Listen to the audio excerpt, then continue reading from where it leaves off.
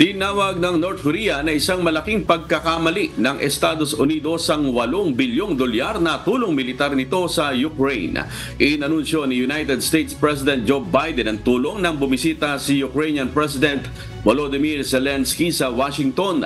Ayon kay Kim Yo-jong, kapatid ni North Korean leader Kim Jong-un, pinalalala ng Washington ang sigalot sa Ukraine at nagdadala sa buong Europa sa panganib ng nuclear war. Kapansin-pansin ang ugnayan ng North Korea at Russia sa nakaraang taon nang magkita ang leader ng dalawang bansa at magkasundo sa isang comprehensive strategic partnership.